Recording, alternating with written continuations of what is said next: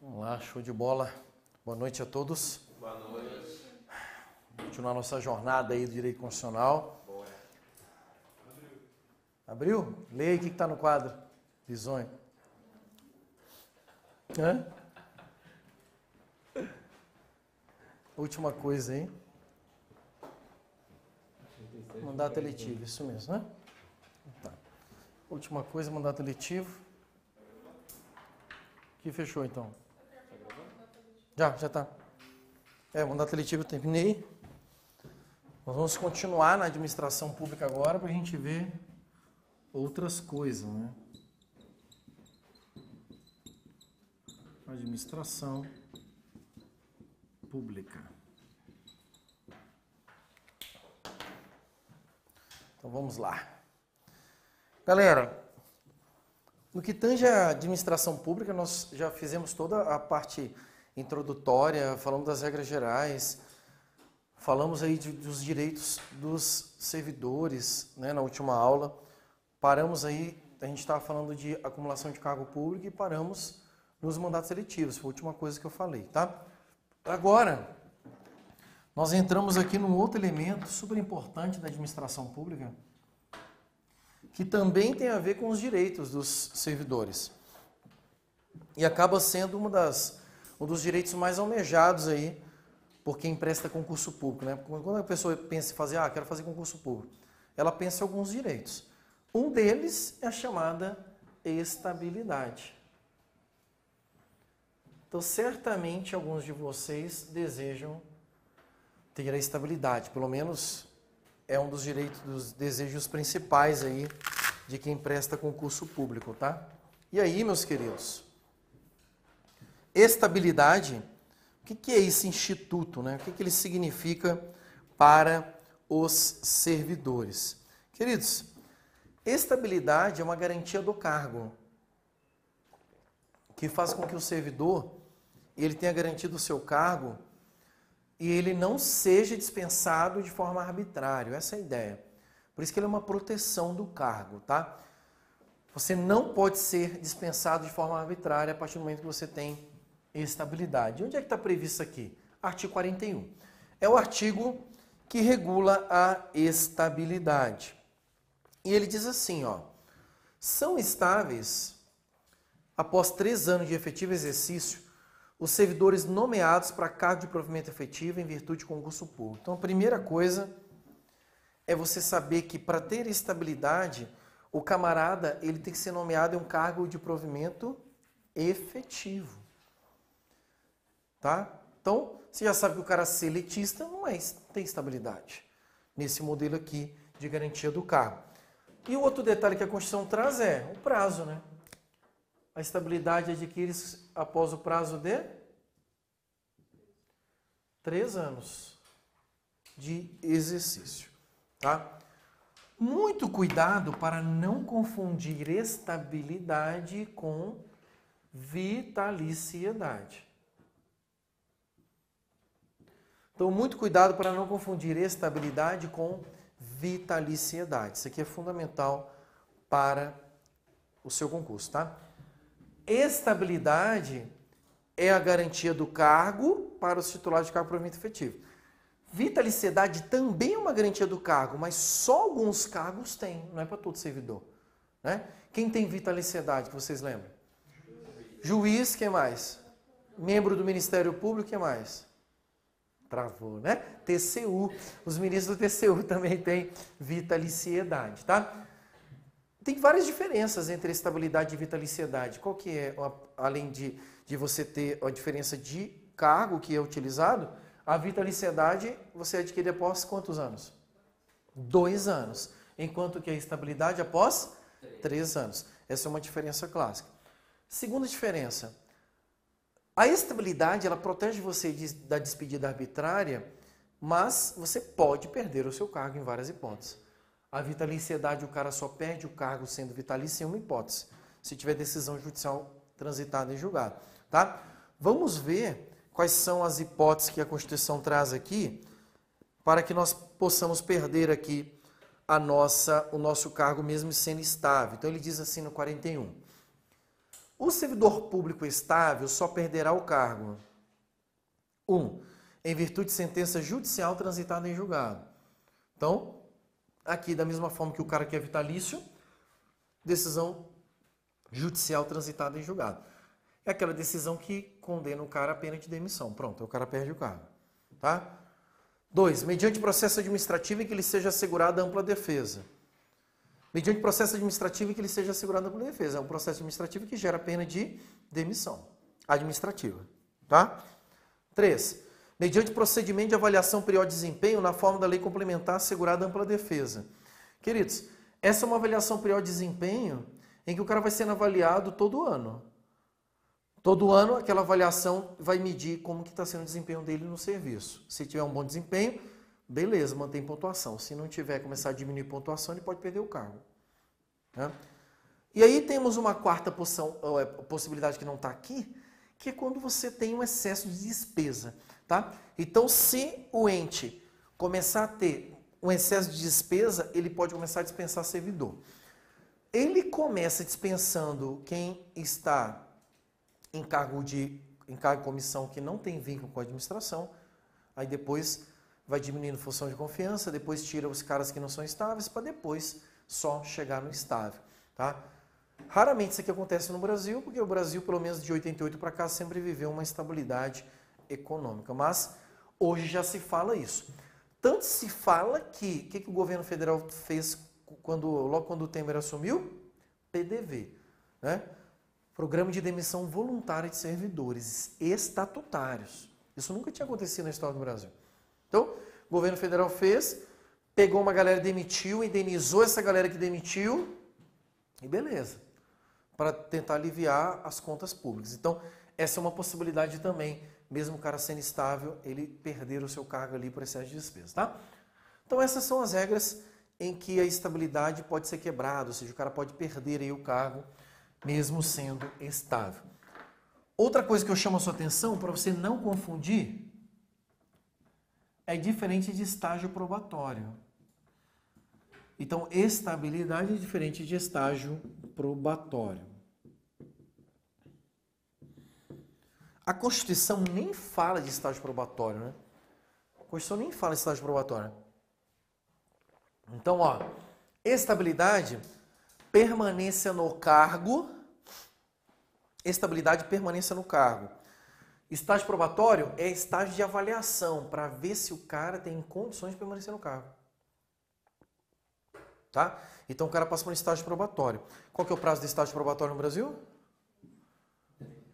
3 anos também. Apesar da 8.112 prever 24 meses, aplica-se 3 anos, porque o STF entendeu, falou, pô, se a estabilidade é 3, como é que o estágio probatório vai ser 2?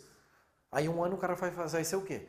Tipo um limbo? Nada? Vai ser uma incógnita? Eu não sabia o que fazer com esse cara durante aquele 1 ano. Então, 3 anos estabilidade e 3 anos estágio probatório.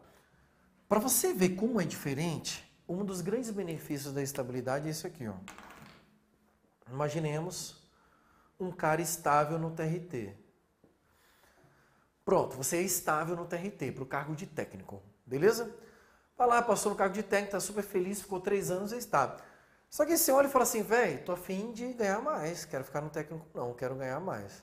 E aí o cara estuda e passa no concurso para analista do TRF. Beleza? Se ele já passou 3 anos aqui no TRT, ele já adquiriu a estabilidade.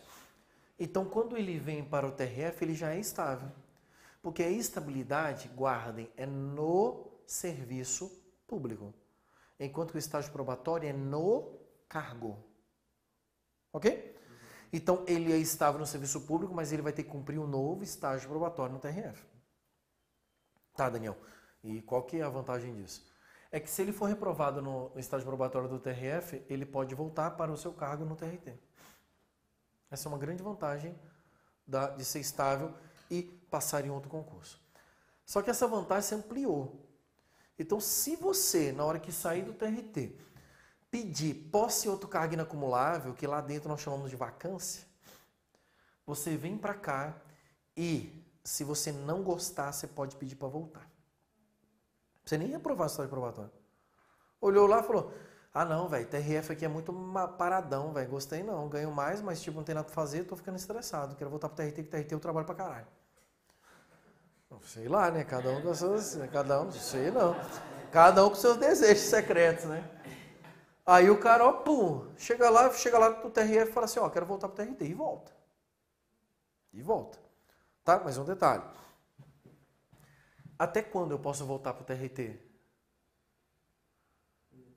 Não, até o término do estágio probatório. Porque se acabar o estágio probatório daqui, a estabilidade que estava aqui se desloca para cá. E este passa a ser o seu cargo de estabilidade. E você só vai ter esse benefício se você passar em outro concurso. Entenderam a ideia? Tá? Então, até o último dia do seu estágio probatório, você pode pedir para voltar para cá. Na esfera federal para federal, tranquilo. Super regulado. Você não faz nem esforço. Todo mundo já sabe como é que fazer. Agora, para a esfera estadual, alguns estatutos estaduais não aceitam. E te obrigam a pedir exoneração. O que o STF entendeu? Que se o cara pedir exoneração aqui para ir para um cargo estadual e ele reprovar no estágio probatório ou não concordar, não gostar, ele pode pedir para voltar mesmo tendo pedido exoneração. E volta. Tá? Vários cases, quando eu era RH no Ministério da Justiça, putz, uma galera fez isso. Isso aqui poucas pessoas sabem dessa possibilidade de manobra aqui. Tá? Que é legal. Às vezes tu passa num concurso e fala, quero lá ver se esse cargo é bom, vai. Né? O cara tipo passa lá no Amazonas, vou lá. De repente você olha lá, putz, cara, não compensa. Tô longe da família, tem muito índio jogando flecha na cabeça e tal, sei lá. Vou voltar. Pum, pede pra voltar de boa e volta lá pra onde você quer. Então teve colega meu que foi delegado, voltou pro DEPEN. O cara foi procurador da Fazenda Nacional, voltou pro DEPEN. Olha que louco, cara. Tipo, ganhava quase o dobro. Ó. Voltou pro DEPEN. Aí você perguntava, o que tá voltando? Você tá maluco? Não, cara, que é mais tranquilo. Cada um com seus desejos. Beleza aqui a questão da estabilidade? Tá? Muito cuidado com ela. E aí nos parágrafos seguintes ele vai trazer algumas regrinhas aqui interessantes sobre a estabilidade, tá? E aí ele vai dizer aqui, ó, no parágrafo 2º. Invalidada por sentença judicial a demissão do servidor estável, será ele reintegrado e o eventual ocupante da vaga, se estável, reconduzido ao cargo de origem, sem direito à indenização, aproveitado em outro cargo ou posto em disponibilidade com remuneração proporcional ao tempo de serviço.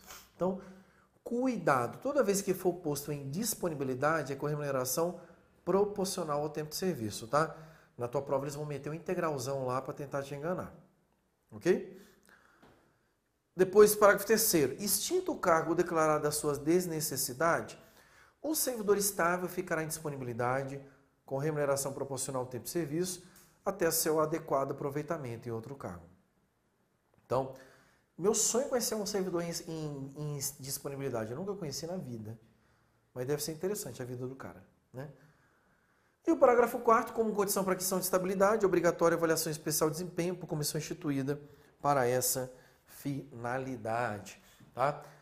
Então, essas são as regras de estabilidade que nós temos dentro da Constituição, um dos direitos aí mais importantes que os servidores buscam conquistar. Beleza? Tranquilo? Dúvidas aqui? Não? Matamos então a estabilidade, que é um dos objetivos que vocês têm. Vamos agora para aqueles, eu sei que a maioria não se importa muito, mas tem muita gente que se importa. Remuneração. Basicamente, ninguém está preocupado com essa parte, né? Só quer fazer o bem. Remuneração. Queridos, a remuneração é um outro direito que o servidor tem, que a administração pública, em regra, ela não pode receber o trabalho de uma pessoa e não retribuir ela por isso, tá? Então, a retribuição pecuniária para o servidor será feita através de remuneração. Como nós vimos naquele primeiro esqueminha que nós fizemos, a remuneração pode ser feita por meio de vencimento básico, com adicionais, que é o chamado vencimentos, né? Que é aquela forma tradicional de remuneração, que é o que vocês vão receber, por exemplo, vocês passarem no TRT, no TRE, no TRF, vocês vão receber isso. Vencimento básico mais adicionais. Mas você pode ser remunerado através de subsídio. Subsídio é quando é uma parcela única, né? É um valor só, cheio, fechado. E se você é de uma empresa pública ou sociedade de economia mista, você vai ser remunerado através de salário, né? Que é a nomenclatura que se dá para a remuneração paga sob o regime da CLT. Então, cuidado com essas diferentes formas aqui de retribuição pecuniária. Agora vamos dar uma olhada nas regrinhas que o artigo 37 traz sobre remuneração. A primeira regra de remuneração que eu quero falar para vocês está no inciso 10. E ele diz assim, ó: a remuneração dos servidores públicos e o subsídio de que trata o parágrafo 4º do artigo 39 somente poderão ser fixados ou alterados por lei específica, observada a iniciativa privativa em cada caso, assegurada a revisão geral anual, sempre na mesma data e sem distinção de índice. O que nós temos então aí? Nós temos aqui 2 institutos jurídicos atrelados à remuneração, tá? O primeiro deles é a fixação e a alteração da remuneração. E o segundo é a chamada revisão geral anual. Revisão geral anual. Fixação e alteração e revisão geral anual. Galera, a fixação e alteração é quando a Constituição prevê a possibilidade de se fixar a remuneração de qualquer servidor ou alteração. E aí a Constituição diz assim: somente poderá ser fixado ou alterado por lei específica. Então esse é o primeiro detalhe que ele traz aqui. Por lei específica. A Constituição falou que tem que ser lei complementar, sim ou não? O que significa, então, lei específica? O que significa lei específica? Uma lei específica para aquele assunto. Só isso. Tá? Ele não condicionou aqui nenhuma reserva legal especializada, tipo, tem que ser por lei complementar. Ele não falou isso. Então, cuidado em prova, porque a grande pegadinha que eles gostam de trazer é isso. Meter aqui uma lei complementar. Ok? Cuidado. Depois ele diz assim, ó, lei específica, observada a iniciativa privativa em cada caso. Então, a iniciativa dessa lei é de cada poder. Então, se é no âmbito do Poder Executivo, a iniciativa vai ser do próprio chefe do Executivo. Se é no âmbito do Poder Legislativo, do Legislativo, do Judiciário, do Judiciário. Por isso que essa galera tem legitimidade para propor esses temas, tá? Então, iniciativa de cada poder. Beleza? Isso é para fixação e alteração. Agora vamos ver a revisão geral anual. O que é essa revisão geral anual? Revisão geral anual é aquela revisão que ocorre todo ano para corrigir as perdas inflacionárias. Em 20 anos de serviço público, eu nunca vi isso aqui. Tá? Mas tá aí, que é todo ano ocorre, beleza? E aí basta você acreditar nisso aí e acertar na prova. Aí ele diz assim, ó, assegurada a revisão geral anual sempre na mesma data e sem distinção de índice. Queridos, primeiro ponto aqui é que a iniciativa da revisão geral anual, ela é privativa do presidente. Guarde isso. Privativa do presidente. O que significa isso? Significa que a revisão geral anual vai ficar a cargo de quem é o gestor, de quem é o administrador público máximo. Aquele cara que cuida do dinheiro público, que é o presidente da República. Tudo bem? Que é o presidente da República. Então, iniciativa privativa do presidente da República. O outro detalhe que ele traz aqui é que ela sempre ocorrerá na mesma data e sem distinção de índice. Sem distinção de índice. Na mesma data, sem distinção de índice, para quê? Para garantir que todo mundo vai ter a mesma alteração. E aí, eu gostaria de complementar essa regrinha com um dispositivo aqui muito interessante que está no inciso 12, que eu quero que você guarde, porque ele não cai em prova, ele despenca. Os vencimentos dos cargos do Poder Legislativo e do Poder Judiciário não poderão ser superiores aos pagos pelo Poder Executivo. Gente, só aqui, tá? E aí você nem pensa muito, não, só guarda isso. Legislativo e Judiciário não pode ser maior do que o Executivo. É exatamente o contrário, tá, gente? Porque você pega o nível médio do Executivo, 5 conto. Do Legislativo, do Judiciário, 7. Do Legislativo, 12. É totalmente contrário. Mas para a tua prova você vai ter que lembrar que Judiciário e Legislativo não pode ganhar mais do que Executivo. Executivo, em tese, ganha mais. Tudo bem? E aí, qualquer alteração que tiver aqui vai ser o mesmo índice para todo mundo, para que todo mundo receba a mesma correção monetária, tá?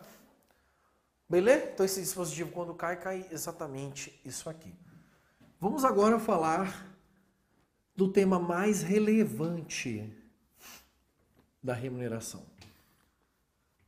que é onde geralmente surgem as questões de prova mais trabalhosas. Nós vamos falar do teto constitucional. Teto constitucional. Teto constitucional. Queridos, teto constitucional é o limite.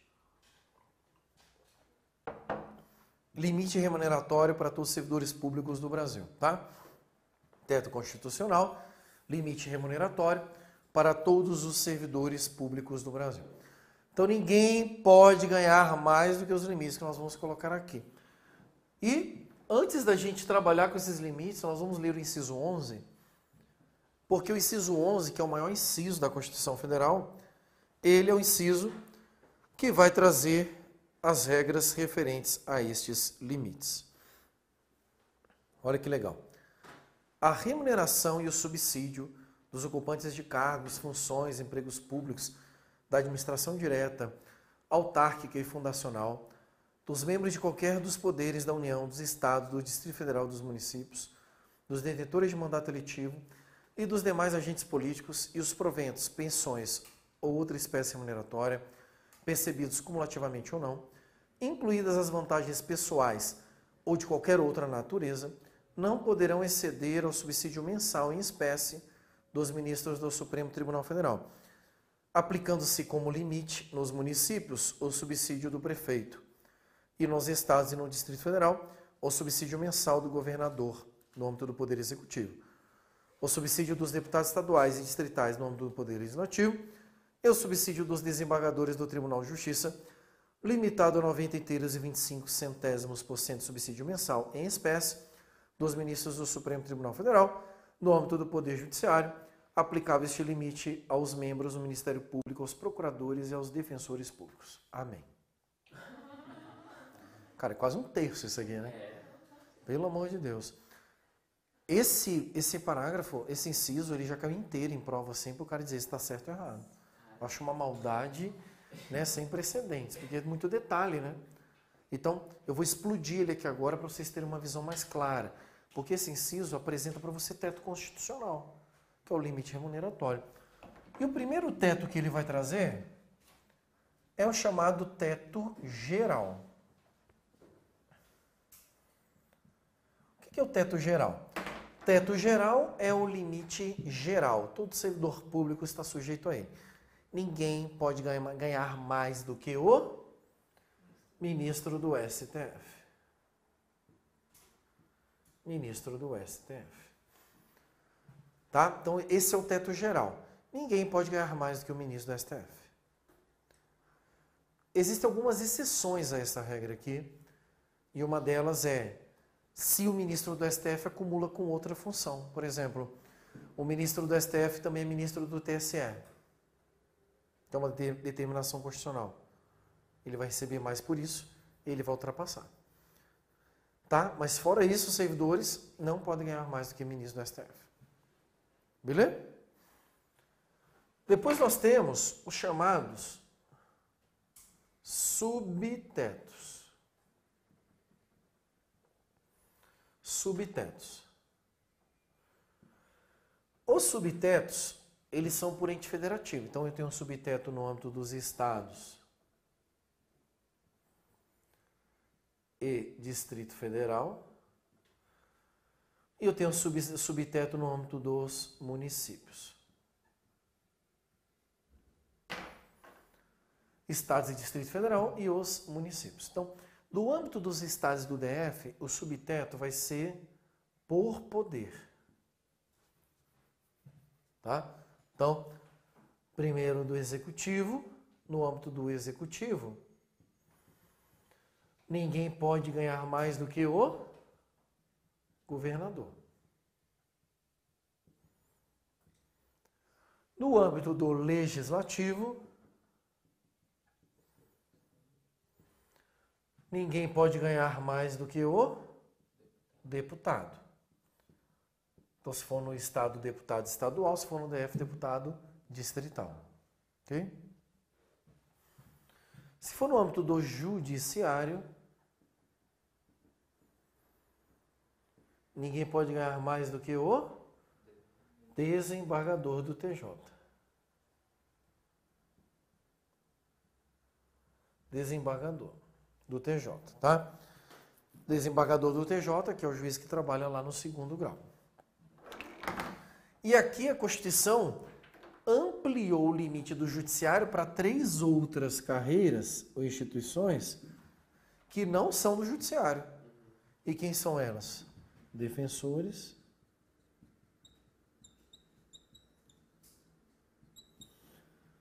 procuradores e membros do Ministério Público. Então, aqui por determinação constitucional, os defensores, procuradores e os membros do Ministério Público dos estados e do DF vão se subordinar a essa remuneração, ao vencimento básico pago, né, o subsídio pago para os desembargadores. Ok? Depois nós temos o subteto no município. Subteto no município, ninguém pode ganhar mais do que o prefeito. Então, no município, ninguém pode ganhar mais do que o prefeito. Beleza? E aí, queridos, a Constituição trouxe, em outros lugares, os chamados tetos específicos.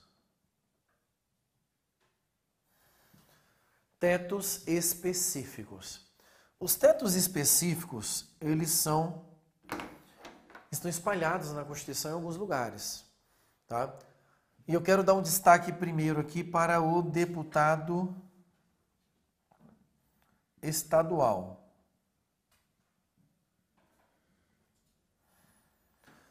Deputado estadual, o teto dele é 75% do que ganha um deputado federal. Ok? E os vereadores,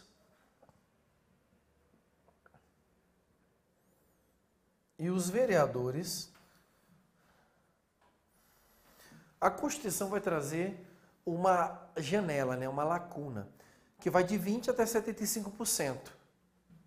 Então, eles podem ganhar até 75% do deputado estadual. E isso, o que vai determinar isso é a quantidade de habitantes que tiver no município, tá? E isso vai aparecer em outro lugar da Constituição Federal, que eu quero mostrar para vocês. Lá no artigo 29, que é um artiguinho aqui maravilhoso para ser trabalhado em prova. O 29, cadê? 29, inciso 6. Né? Então, ele vai trazer aqui, são 6 faixas de remuneração, tá? Então, ó, município até 10 mil habitantes, O subsídio máximo do vereador corresponderá a 20% do subsídio do deputado estadual. E aí vai. Até nos municípios com mais de 500 mil, que o subsídio máximo do vereador será 75% do subsídio do deputado estadual, tá? Isso aqui no caso do vereador. E no caso do deputado estadual, ele vai trazer aqui no parágrafo 2º do artigo 27. O subsídio de deputados estaduais será fixado por lei de iniciativa da Assembleia Legislativa na razão de no máximo 75% daquele estabelecido para os deputados federais, tá? Que é onde ele traz aqui essa limitação. Aí, meus queridos, quem não tem regra específica, qual que é o limite remuneratório do cara? STF. Então, por exemplo, prefeito, tem prefeito aqui? STF.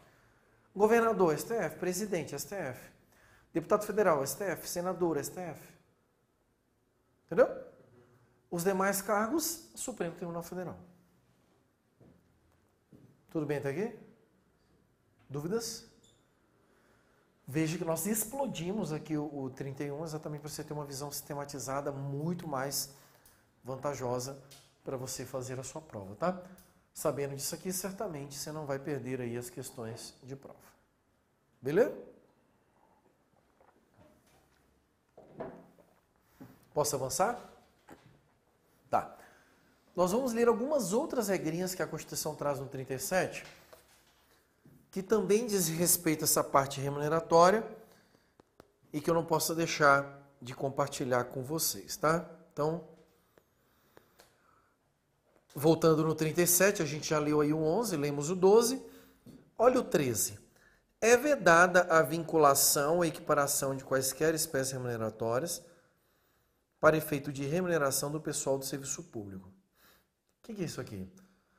Antigamente, era muito comum existir ação judicial pedindo equiparação. Então, tipo, eu sou técnico nível médio do judiciário, quero equiparação com técnico nível médio do legislativo. Cara, chovia de ação.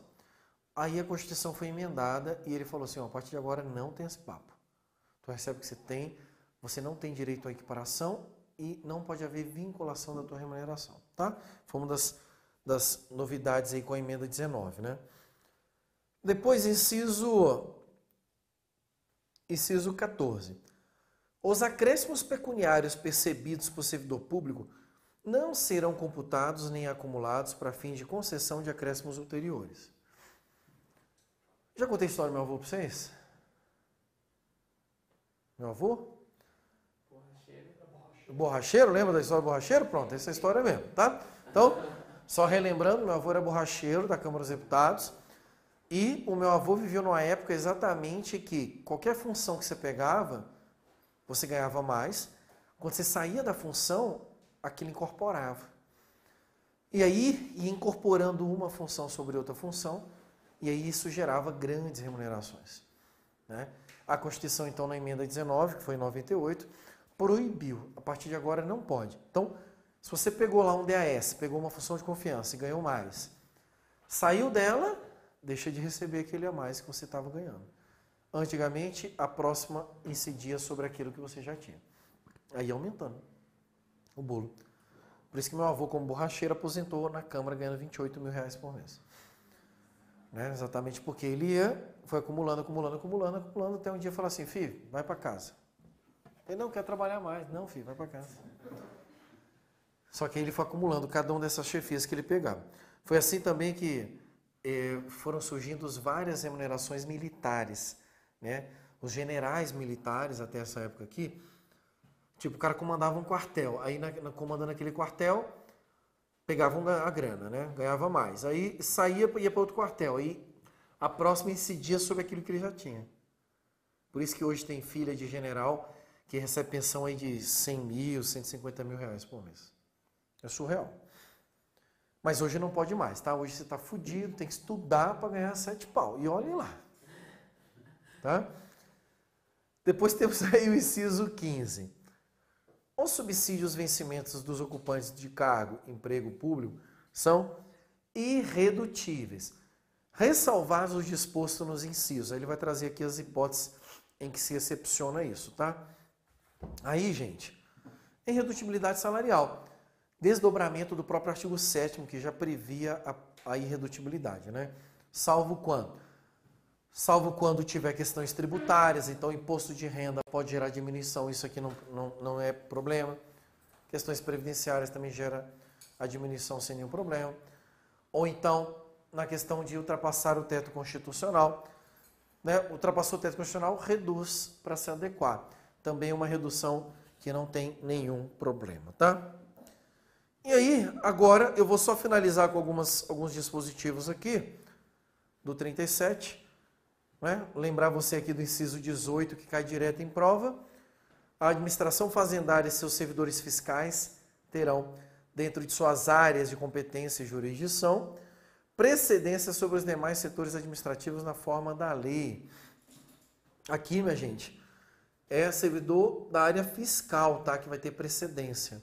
Cuidado que eles adoram meter isso aqui lá no seu edital, tá? Fiquem bastante atentos a esse detalhe aí. E aí depois, vocês, por gentileza, deem uma olhada nesses dispositivos que estão embaixo, tá?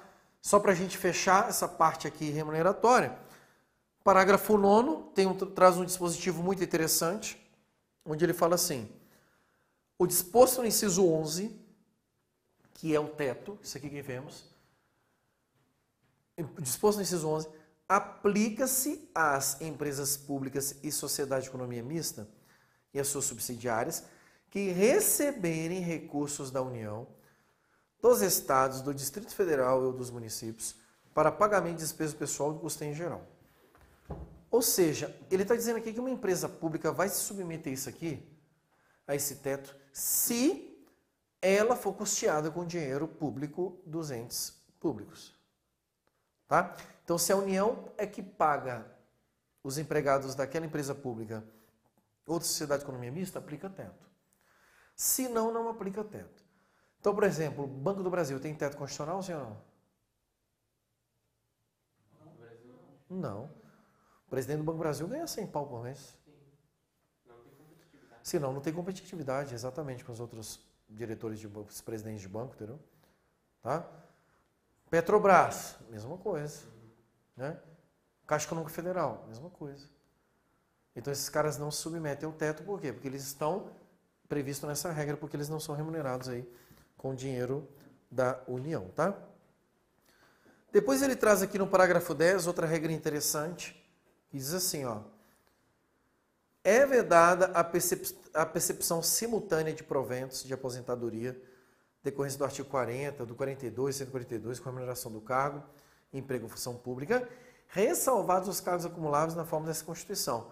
Cargo eletivo, cargo e comissão declarada em lei de livre nomeação e exoneração. Então, receber mais de uma remuneração só se o cargo for acumulável. E mesmo se você tiver aposentado, só se o cargo for acumulável, ou se for mandato eletivo, ou cargo comissão. Tá? Se não é acumulável, não dá para receber. Então, por exemplo, se é técnico, vou pegar aqui até a questão que caiu no TRT1 da semana passada, né?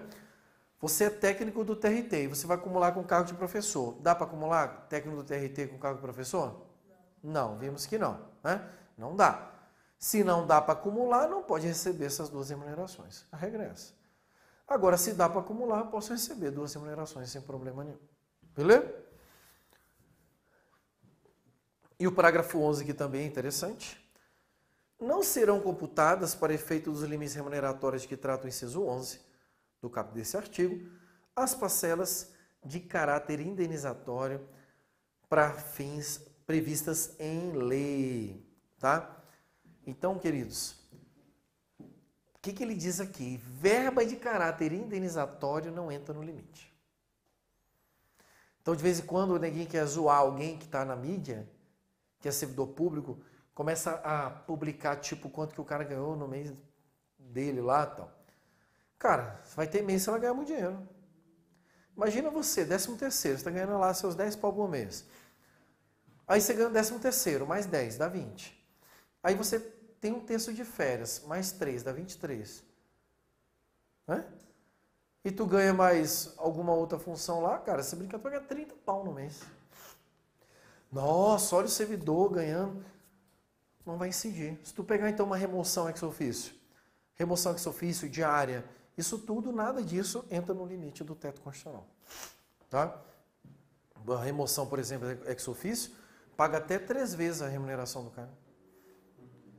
Só para o cara mudar de lugar. Ganha de uma vez, entra lá no dinheirinho lá na conta. Né? Se é verbo de caráter indenizatório, então ele está te indenizando pela remoção. Ou diária, está indenizando. Então isso não entra no limite do teto. Tudo bem? Não vai ser contabilizado aqui. Fechamos aqui? Beleza? Dúvidas sobre teto? Se não temos dúvidas sobre teto, falamos sobre remuneração. Vamos para o último tema que eu quero trabalhar do artigo 37, que é a parte da aposentadoria, que é também uma das coisas que geralmente quem busca o concurso público deseja, né? Ter uma aposentadoria bacana, uma aposentadoria decente. Vamos entender aqui como é que funciona as regras de aposentadoria dos servidores. Essas regras que nós vamos falar aqui, elas são do regime próprio de servidores, tá? O regime próprio, meus queridos, está no artigo 40. É diferente do regime geral de servidores, ou regime geral de previdência. Regime geral para seletista. Regime próprio para quem está dentro da administração pública e é titular de um cargo de provimento efetivo. Ok? O que é fundamental para a tua prova é tu saber as regras.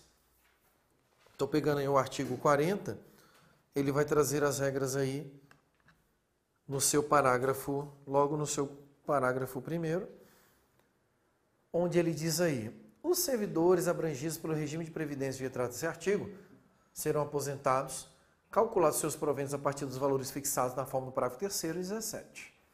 E aí vai trazer as 3 regras de aposentadoria que nós temos dentro da Constituição Federal, tá? Quais são essas 3 regras? Primeira regra de aposentadoria no Brasil para titular de cargo de provimento efetivo: invalidez permanente. Invalidez permanente. Tá? É o que diz o inciso 1.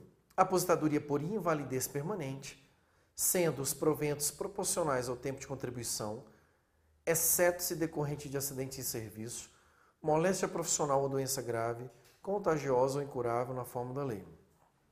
Queridos, não sei se você percebeu, mas ele traz aqui 2 espécies de aposentadoria por invalidez permanente.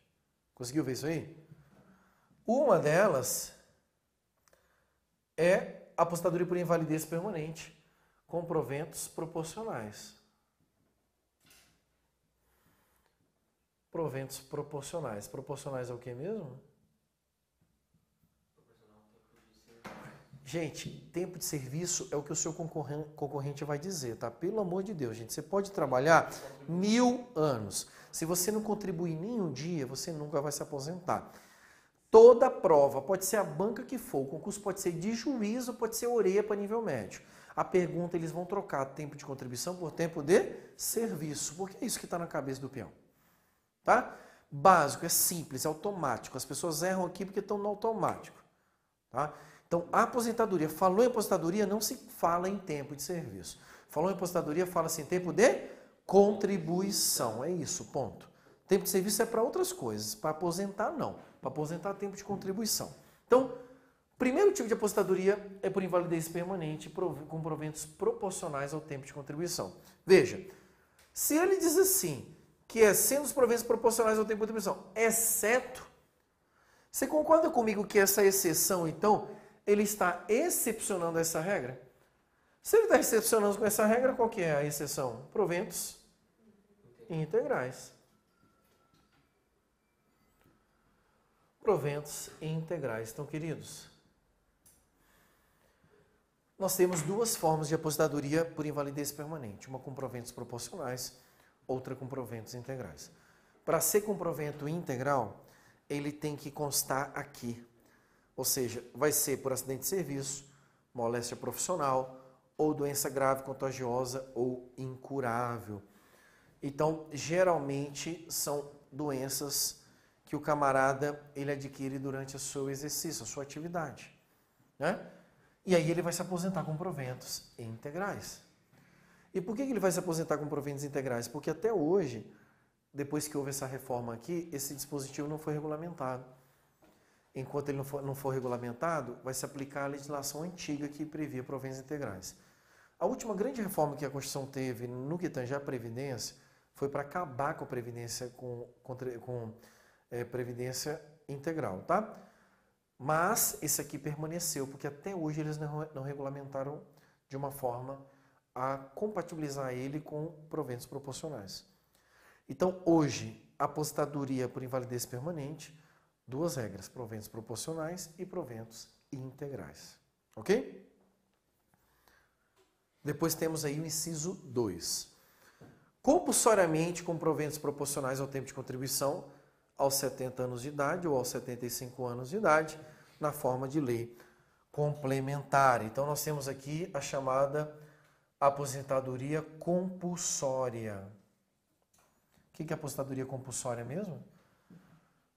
Compulsória é obrigatória. Compulsória é quando o indivíduo é obrigado. Cara, chegou a tua hora, tem que aposentar. The house is down para você. Tá? E a aposentadoria compulsória no Brasil é quanto?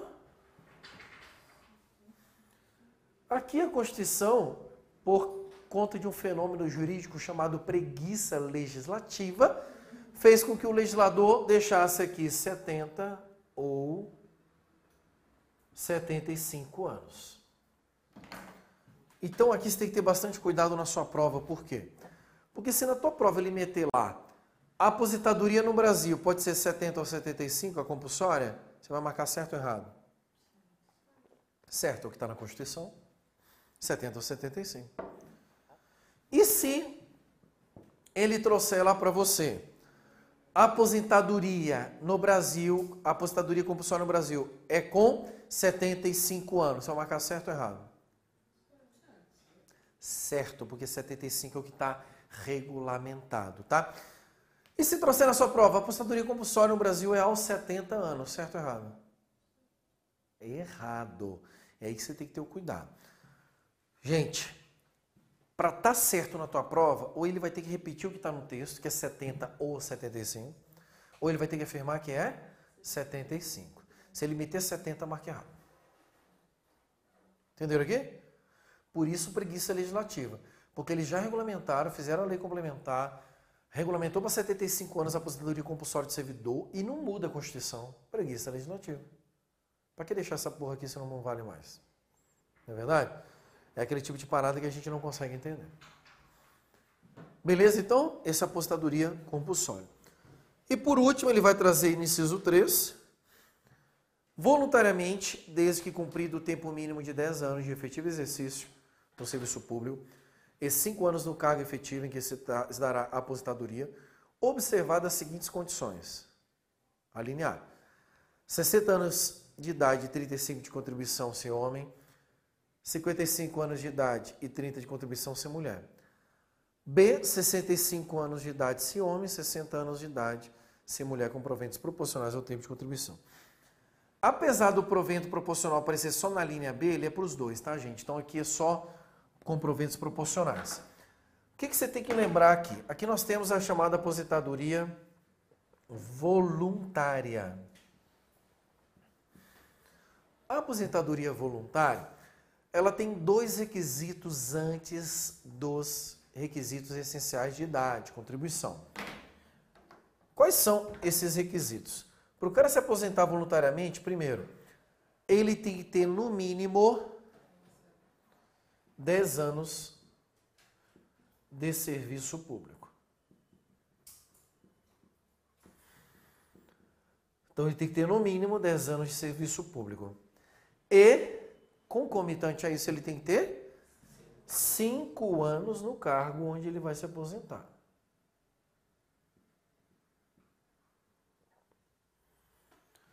Então pode acontecer que o cara passa no TRT, fica 10 anos lá, no TRT se aposenta. Ele já tem os 10? Sim, ele já tem os 5? Sim, porque se ele já tem os 10 no mesmo cargo, ele já tem os 5, ok? Mas isso não é uma obrigatoriedade, não é necessariamente assim. Porque o cara pode, por exemplo, ter 3 anos no cargo, passei outro concurso, mais 3 anos no cargo, passei outro concurso, mais 3 anos no cargo, passei outro concurso, mais 3 anos no cargo. Já tem 12. Em regra, ele já tem os 10. Mas ele tem os 5? Não, porque cada um está ficando 3. Então, muito cuidado com a sacanagemzinha que a prova pode fazer, porque ela pode trazer um contexto onde o cara preenche um, mas não preenche o outro. Tá? Então, ele tem que ter 10 anos de serviço público e 5 anos no cargo. Tudo bem? Não precisa ser contínuos, pode ser intercalado isso aqui. Tá? E aí, ele vai trazer agora, uma vez preenchidos ali, aí ele vai trazer as possibilidades. Então, nós temos aqui, primeira regra de aposentadoria voluntária é por idade mais contribuição. Idade mais contribuição. E o outro critério é por idade apenas. E aí o que a Constituição trata? Ele pega idade, contribuição e distingue homem, mulher. Mesma coisa aqui, homem, mulher. Tá? Na linha A, que é o primeiro, 60 anos de idade e 35 de contribuição se homem. Então 60 mais 35. Diminui 5, você tem os requisitos da mulher. 55 anos de idade mais 30 de contribuição. Agora, quando for só por idade, aumenta 5. Homem 65, mulher 60 anos. Pronto. Decorou, acertou na prova.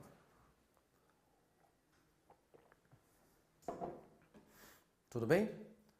Decorou, acertou na prova. E isso aqui, cara, é top, velho. Porque, vou dizer pra você, cara, os caras não estudam isso aqui. Chega na hora da prova lá, acaba errando a questão. E a banca pode trazer para você um caso concreto, para você até calcular. Quem já fez exercício com a gente aqui, por exemplo, a FCC já trouxe questão lá que, tipo, pedia até para você calcular isso aí. Né? Então ele vai contando a historinha e pergunta se o cara já tem termo de aposentadoria ou não. Você tem que lembrar disso aí. Tudo bem? 2 dispositivos aqui que eu quero que vocês tenham cuidado. Além desses, né, obviamente. Primeiro, parágrafo 4º. O parágrafo 4º diz assim: é vedada a adoção de requisitos e critérios diferenciados para a concessão de aposentadoria aos abrangidos pelo regime de que trata esse artigo, ressalvados nos termos definidos em leis complementares, os casos de servidores. 1. Portadores de deficiência. 2. Que exerçam atividade de risco. 3. Cujas atividades sejam exercidas sob condições especiais que prejudiquem a saúde ou a integridade física. Então, é possível estabelecimento de regra ou de contagem de tempo diferenciada para a galera que está nesse dispositivo aqui, tá? Então, o cara é uma pessoa com deficiência, ele pode ter um tempo específico, mais especializado? Pode. Tem que estar regulamentado em lei, como de fato já está. Né? Mesma coisa para quem exerce atividade de risco. Então, geralmente, os policiais têm um critério diferenciado. O policial se aposenta no Brasil com 30 anos de serviço, dependente da idade. Né? Porque é a legislação específica. Mas, o inciso 3, cujas atividades sejam exercidas sob condições especiais que prejudiquem a saúde ou a integridade física, esse inciso 3 não está regulamentado ainda no que tange a servidor público. Beleza? Olha a pergunta que eu vou lhe fazer. Um titular de cargo de provimento efetivo pode ter o seu regime previdenciário regido pelo regime geral de previdência? Sim. O cara é titular de um cargo de provimento efetivo. Ele pode ter o seu regime geral, ele pode ser regido pelo regime geral de previdência? Sim. Exatamente essa hipótese aqui. Então, este inciso 3, quando o cara exerce atividade que coloca em risco a sua saúde, como não tem regulamentação ainda, o STF entendeu que o camarada aqui será regido pelo regime geral de previdência social, enquanto não for regulamentado, tá? Então é uma peculiaridade muito interessante que pode aparecer na sua prova, e eu peço que você tenha bastante cuidado, porque é um tema aí super importante, sempre cai em prova esse dispositivo aí, tá? Isso virou inclusive súmula vinculante do STF, onde ele te dá essa aplicabilidade do regime geral para titular de cargo de provimento efetivo que esteja na situação. Vou trazer o caso concreto, porque esse caso concreto já caiu pelo menos 3 vezes na FCC e no CSP já caiu também, tá? Uma enfermeira do estado do Paraná, ela trabalhava lá há X anos como enfermeira. Aí ela queria se aposentar, não tinha lei regulando a aposentadoria especial. Por quê? Porque trabalhar com enfermeiro gera risco para a saúde. Imagina, todo dia ela está convivendo com doentes, pessoas que podem gerar risco para a saúde dela. O que o STF fez? Aposentadoria especial para ela. Sabe quanto tempo a enfermeira se aposentou? 25 anos de serviço. 25 anos de serviço, aposentadoria. Olha que top. Quero o que ia acontecer comigo se eu tivesse continuado como agente penitenciário federal. Eu ia me aposentar com 25 anos de serviço. 25 anos de serviço, cara, eu ia me aposentar com 48 anos de idade. Olha que top. 43, na verdade. Imagina. Essa é a realidade para aqueles que exercem atividades que colocam em risco a saúde. Beleza? Esse é o primeiro que eu chamo a sua atenção, que eu peço que você tenha cuidado. Outro dispositivo que eu quero que você também tenha cuidado é o que está previsto no parágrafo 5º.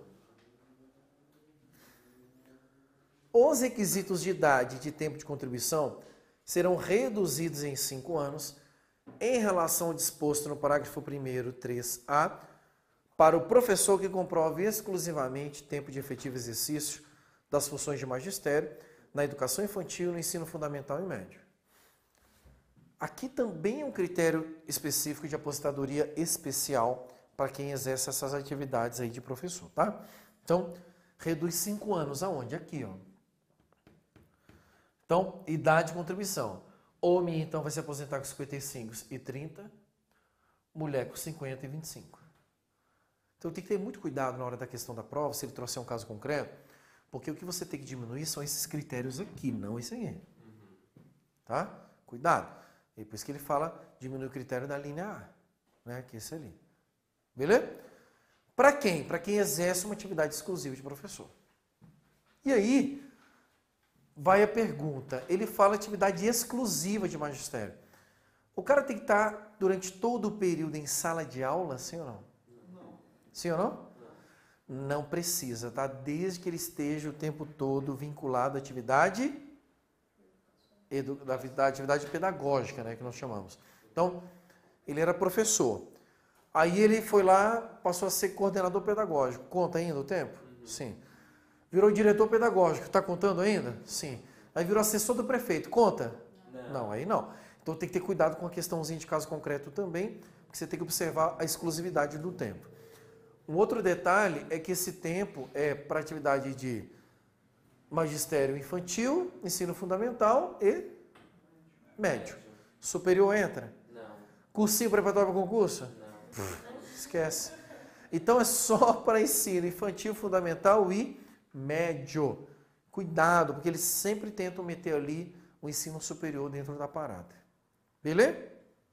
Dúvidas aqui? Pegamos os pontos chaves, cara, da aposentadoria, aquilo que geralmente cai em prova. Peço que vocês leiam ainda o artigo 39 nos dispositivos que nós não comentamos. E o 40 também, porque os outros dispositivos, quando cai em prova, cai a literalidade. Aí teve dúvida, manda para nós que a gente vai te responder aí, né? Sanando a sua dúvida, tá?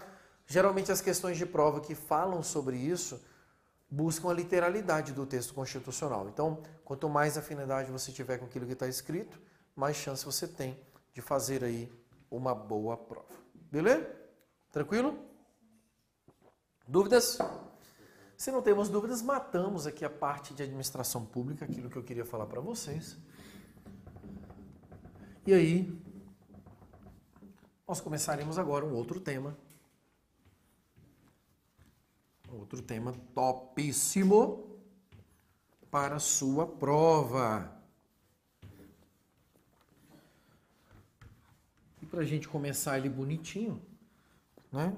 Considerando que a gente vai começar um outro tema, vamos tomar um cafezinho, a gente toma um cafezinho e a gente já volta para começar poder executivo. Beleza? Que é o tema que a gente vai começar hoje.